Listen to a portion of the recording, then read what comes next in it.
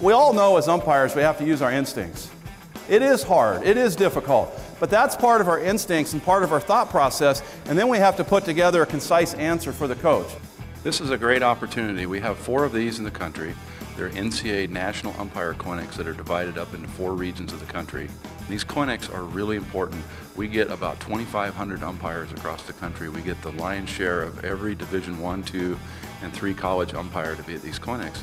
Now you could watch that 100 times and maybe some umpires would think he was trying to get hit with it, some of them wouldn't. Everyone has agreed he didn't get hit with the pitch. We have 100% participation. The conference has been very supportive of some things that I've asked for, and one is to mandate that every umpire is required to come to one of these national clinics. College baseball umpiring is right now probably at its height, and the WCC has a lot of reflection of that. Taking one big step towards the center of the diamond as that ball comes over his shoulder, and then take that play out in front of the bag. The icing on the cake is after the clinic is over with, I get to have a staff meeting.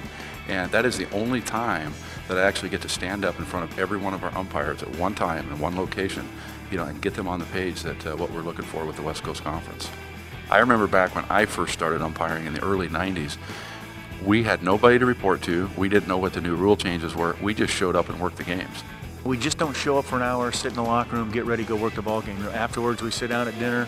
I talk about something that I didn't do very well, so it opens up a great line of communication for the rest of the crew so that they feel like they can also give input on how to get better and what to do. I think it's very beneficial that we get together before the season. Rules are always being changed. Mechanical things are always evolving as baseball evolves, as umpiring evolves. I'm going to go ahead and play this first, just to kind of refresh everybody's mind. Sometimes umpires just sitting there and watching video is really good, but we make them get up out of their seat, we put them into small work groups, and we give them video clips, and we make those groups work on those clips. 2 things we wanted to get out of this.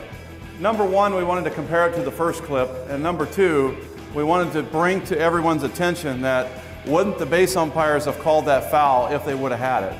The video, I think, has been the most tremendous component where we're actually able to dial things down into slow motion, discuss things. That's really come a very, very long way in a short amount of time.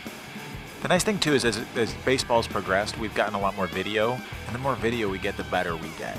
You get a chance to see yourself, you get a chance to make corrections, and then it just gets tighter and tighter and tighter.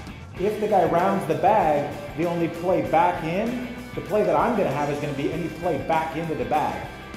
A lot of people ask me, what is the most important aspect of being an umpire for the West Coast Conference? And number 1, without a doubt, is what kind of person you are off the field. Good job, thank you. Appreciate it.